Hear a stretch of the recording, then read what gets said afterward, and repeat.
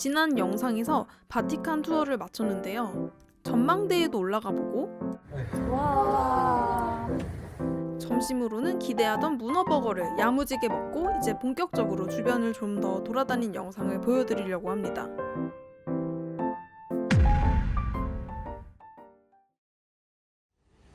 바티칸 시구 근처를 둘러보다가 바로 옆에 위치한 2세기에 건설된 성 천사성이 가까워서 잠시 들러보게 되었습니다.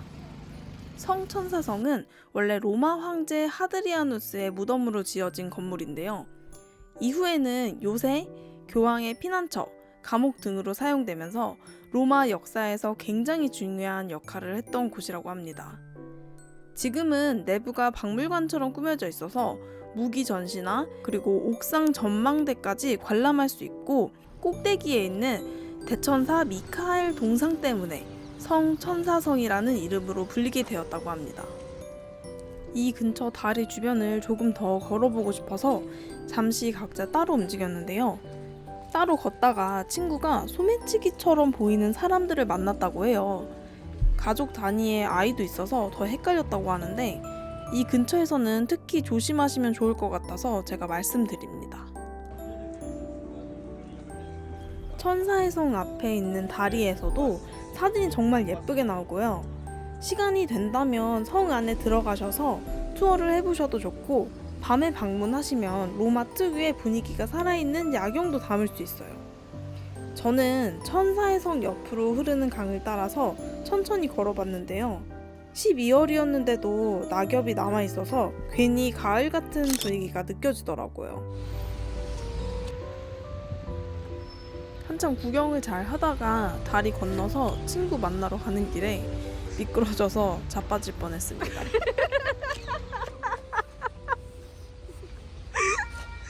뭐요? 판테온 방향으로 다시 돌아가면서 지난 에피소드 9화에서 갔던 산 에우스티키오 일카페에도 들렀어요. 추위도 좀 녹일 겸 에스프레소 한 잔 마시면서 잠깐 쉬는 시간을 가졌어요. 여기는 진짜 다시 마셔도 맛있더라고요. 저는 모나켈라를 마셨어요. 한 모금 마시자마자 눈이 번뜩 뜨이는 느낌이었습니다. 에스프레소 위에 올린 생크림이 아주 진하고 단단했고, 여행 중간에 딱 쉬기 좋은 그런 맛이었어요. 그리고 친구가 주문했던 건 모레또라는 음료였고요. 모레또는 향도 좋고 라떼보다는 훨씬 진하면서 부드럽게 마실 수 있는 그런 에스프레소였습니다. 이렇게 친구랑 커피 한잔 하면서 다음 목적지인 판테온으로 어떻게 이동할지 이야기를 나눴습니다. 마침 카페가 판테온 바로 옆이었거든요. 저희는 판테온 앞에서 키오스크로 현장 발권을 했고, 입장 시간이 정해져 있어서 그 시간에 맞춰서 들어갔어요. 밖에서 봐도 웅장했는데 안으로 들어가니까 그 규모가 더 크게 느껴졌고, 특히 밤에 보니까 이 로맨틱한 분위기도 있더라고요. 판테온은 시간대에 따라 관람 포인트가 달라지는데요. 낮에는 자연광이 만들어내는 빛의 흐름과 건축 디테일이 인상적이고, 밤에는 세세한 구조보다는 그 주변의 조명과 함께 느껴지는 공간의 분위기 자체가 더 기억에 남는 공간인 것 같아요. 같은 장소지만 낮과 밤이 완전히 다른 경험으로 다가오는 공간이었습니다. 판테온 내부에는 르네상스 화가 라파엘로와 이탈리아 국왕들의 무덤들이 남아있다고 합니다. 그래서 단순한 유적이 아니라 지금도 역사가 이어지는 공간이라는 느낌을 주기도 하더라고요.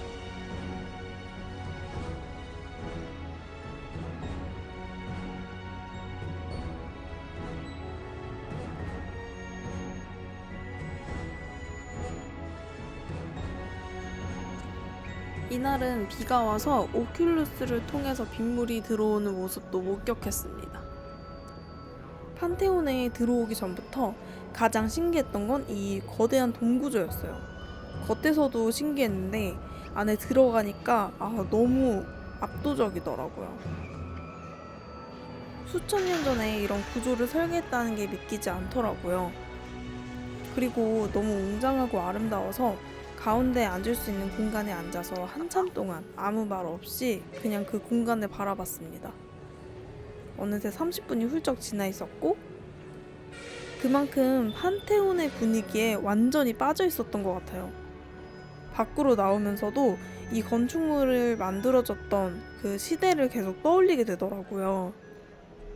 이런 공간을 만들어낸 사람들을 생각하니까 대단하다라는 말이 자연스럽게 계속 나왔던 순간이었습니다. 판테온 구경을 마치고 전날 저녁에 갔던 피자집에 다시 들러서 또 피자를 사 먹었습니다. 전에 한국에서도 일하셨다는 셰프님들이 저희를 기억해 주시더라고요. 그래서 이번에는 피자를 하트 모양으로 만들어 주시면서 코리안 걸 하고 웃어주셔서 괜히 더 기분이 좋아졌습니다.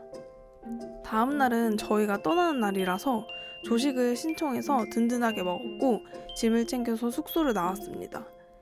이번에 묵었던 호텔 만프레디 스위트는 정말 추천하고 싶은 숙소였어요. 직원분들도 너무 친절했고 무엇보다 스페인 광장 바로 옆이라서 위치가 정말 좋았습니다. 체크아웃을 하고 짐을 맡긴 뒤 밖으로 나왔는데 이제 정말 마지막이라는 게 실감이 나더라고요. 스페인 광장을 천천히 돌아다니다가 계단 위로 올라가 봤는데 하늘이 또 유난히 맑았어요. 잠시 하늘을 바라보면서 아쉬운 마음도 느끼고 지난 여행을 떠올리다가 그렇게 다음 장소로 이동했습니다. 마지막 날에는 로마의 주요 명소들을 편하게 둘러보고 싶어서 시티투어 버스를 탔어요. 로마에는 여러 회사의 호프온, 호프오프 투어가 있는데 그 중에서도 저는 로마 시티투어, I love 로마 그레이 라인을 선택했습니다. 회사마다 큰 차이는 없었지만 제가 중요하게 봤던 건 한국어 오디오 가이드 지원 여부와 노선이 제가 가고 싶었던 주요 명소들을 잘 지나가는가 였거든요. 다른 시티투어 버스 브랜드들도 공통적으로는 큰 차이는 없어요. 대부분 콜로세움이나 바티칸처럼 로마의 핵심 명소들을 한 바퀴 도는 그런 루프형 노선이고 정류장에서 자유롭게 타고 내릴 수 있는 호프온, 호프오프 방식이라는 거는 다 똑같습니다. 그래서 브랜드 자체보다는 내 일정에 맞는 이용 시간이나 오디오 가이드 지원 여부를 기준으로 고르는 게 더 중요하다고 저는 느꼈습니다. 저는 2024년 12월에 로마 시티투어 버스를 이용했는데 당시에는 지금 제가 띄워드린 이 지도 기준으로 이런 노선으로 운행이 되고 있었어요. 그런데 영상을 만들면서 다시 확인해보니까 지금은 콜로세움 쪽 노선의 일부 변경된 것 같더라고요. 로마는 행사나 교통 상황에 따라서 노선이 이제 수시로 바뀌는 편인데 방문 시점에 따라서 실제 동선이 달라질 수 있다는 점은 참고하시면 좋을 것 같아요. 특히 콜로세움 유적지 정류장은 지금 무기한 폐쇄되어 있다고 하니까 예전과 같은 경로로 운행되지 않을 수도 있고요. 또 주말이나 성수기에는 교통 상황에 따라 또 운행 시간이 달라지거나 지연이 될 수 있다고 합니다. 앞에서 말씀드린 이유들 때문에 저희는 그레이라인 시티투어 버스를 선택했고요. 여행 막바지에는 아무래도 많이 걷게 돼서 다리도 피곤하다 보니까 마지막 날에는 버스로 한 바퀴 천천히 돌아보면서 로마를 정리하는 시간이 있었으면 좋겠다라는 생각이 들었었어요. 그래서 따로 미리 예약은 하지 않았고요. 근처에 시티투어 버스 티켓을 판매하던 작은 마켓에서 한 장 구매를 해서 바로 탑승을 했습니다. 제가 갔을 때는 공사하는 구간이 굉장히 많았었는데 지금 가시면 공사하는 곳은 없을 거예요. 지금 보이시는 이곳은 테르미니역 앞인데요. 여기는 여행자들의 집결지라 불린다고 합니다. 여기서 소매치기가 진짜 많다니까 특히 밤에 조심하시는 게 좋을 것 같아요. 중간중간 이렇게 정류장에 멈추면서 탑승객들이 탑승을 하거든요. 그러니까 1층에도 공간이 있고 2층에도 공간이 있는데 솔직히 겨울은 진짜 추웠어요. 바람이 너무 차가웠어가지고 그래도 이렇게 이쁘게 풍경을 볼 수 있다는 게 저는 좋았어서 2층으로 탑승을 했어요. 그리고 지금 이 길은 콜로세움 쪽으로 가는 방향이었는데 여기가 차가 제일 많이 막히더라고요. 지난번에 콜로세움 갔을 때 저희는 걸어서 갔었잖아요. 근데 이렇게 차를 타고 멀리서 이 광경을 보니까 이게 또 느낌이 색다르더라고요. 그래서 이렇게 콜로세움 안에서 투어를 하지 않은 분들은 이렇게 버스를 타고 주변을 둘러보시는 것도 아주 현명한 판단인 것 같습니다. 콜로세움 주변은 지금도 발굴과 보존이 계속되는 곳이라서 공사처럼 보이는 작업들이 종종 진행되고 있더라고요. 그리고 콜로세움 왼쪽 뒤편에 펼쳐진 유적지가 바로 포로 로마노 공간입니다. 키르쿠스 막시무스를 지나가는데 이 주변이 생각보다 볼거리가 굉장히 많은 구간이었어요. 팔라티노 언덕과 포로 로마노가 이렇게 이어져 있고요. 로마 초기 역사가 그대로 남아있는 곳들이라고 하더라고요.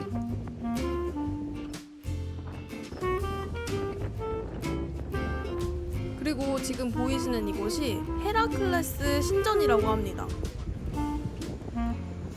이 지도를 보시면 아시겠지만 이 근처 로마 주요 볼거리들이 다 모여 있어요. 콜로세움, 포로 로마노, 팔라티노 언덕, 그리고 키르쿠스 막시무스까지 전부 걸어서 이어지는 구간이라서 이 일대만 잘 묶어서 봐도 로마 여행의 핵심은 거의 다 본다고 생각하셔도 될 것 같아요. 버스가 방향을 바꿔서 어제 오후에 갔던 테베레 강 쪽으로 가는데 성 천사성도 다시 지나가더라고요. 다시 만나니까 뭔가 반가운 느낌? 멀리서 보니까 옥상에 있는 대천사 미카엘 동상이 먼저 보이고 성 천사성 전체 모습이 한 번에 들어와서 인상적이었습니다.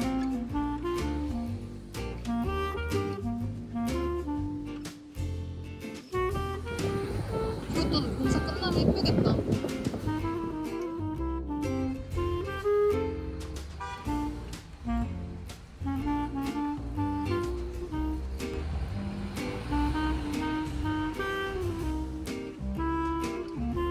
버스를 타기 며칠 전에도 지나가면서 건물이 특이해서 굉장히 기억에 남았던 곳이었는데요. 여기가 바로 아라파키스 박물관, 로마에 평화의 재단이 있는 곳이더라고요.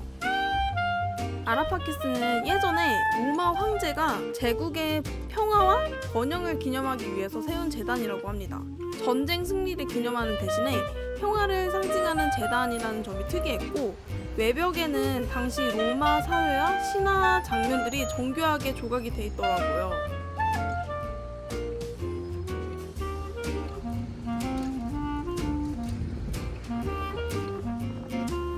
돌고 돌아서 포폴로 광장 앞에 도착을 했고, 보르게스의 공원을 크게 끼고 한 바퀴 돌면서 시티 투어 버스를 마무리했어요.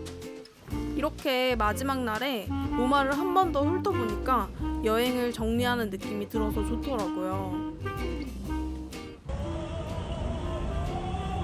이탈리아는 계획해서 간 장소들도 물론 좋았지만 이렇게 예상하지 못하게 마주친 풍경이나 그런 순간들이 더 오래 기억에 남는 여행이었던 것 같아요.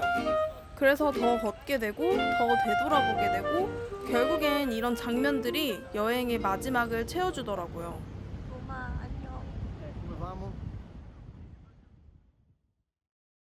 숙소에서 짐을 찾기 전에 이 식당에 들러서 아티초크랑 파스타를 간단하게 먹고 나왔어요. 이제 진짜 여행 끝이다 싶어서 그대로 공항으로 이동했는데요. 문제는 공항에서 있었습니다.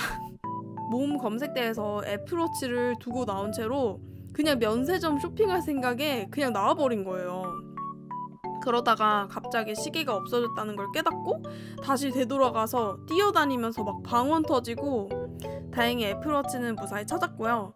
그렇게 기진맥진한 상태로 면세점 쇼핑까지 마치고 나서야 정말로 이탈리아 여행이 끝났다는 걸 실감했습니다.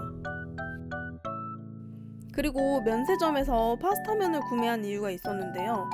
파스타면은 어차피 캐리어에 넣으면 아무래도 잘 부러질 것 같고, 그래서 차라리 내가 직접 들고 가는 게 낫겠다 라고 저는 생각을 했어요. 비행기에 탑승하고 자리에 앉으니까 이제 정말 여행이 끝났다는 게 실감나더라고요. 창밖을 보면서 가만히 앉아있으니까 며칠 동안의 장면들이 하나씩 스쳐 지나가는 느낌이 들었습니다. 여행을 할수록 느끼는 건 세계는 생각보다 훨씬 넓고 직접 가보지 않으면 알 수 없는 것들이 정말 많다는 거예요. 사진으로 보던 풍경도, 책에서 읽던 역사도, 실제로 그 자리에 서서 느끼는 감정은 전혀 다르더라고요. 걷던 거리의 공기나 사람들의 말투, 그리고 우연히 마주친 풍경 같은 것들이 오히려 더 오래 남는 기억이 됐어요. 이번 이탈리아 여행도 계획했던 장소들만큼이나 그냥 지나가다가 마주친 순간들이 더 인상 깊었던 것 같아요. 바티칸 시국에서 마주했던 풍경도 그랬고, 피자 가게에서 몇 번 마주치다 보니 자연스럽게 인사를 나누게 됐던 사람들, 그리고 남부 투어를 하면서 이야기를 들려주셨던 가이드님, 그리고 산타마리아 노벨라 약국에서 우연히 만났던 한국인 직원분까지요. 어디를 갔느냐보다 그곳에서 누구를 만났고 어떤 순간을 나눴는지가 더 오래 기억에 남는 여행이었던 것 같습니다. 경험은 많을수록 좋고 이런 시간들이 쌓일수록 제 시야도 조금씩 넓어지는 것 같습니다. 앞으로도 나이를 먹어가면서 이렇게 하나씩 경험을 더 쌓아가며 살아가고 싶다는 생각이 들었어요. 이번 여행은 단순히 어디를 다녀왔다 하는 기억이 아니라 오래 남을 경험으로 자리 잡은 여행이었던 것 같아요.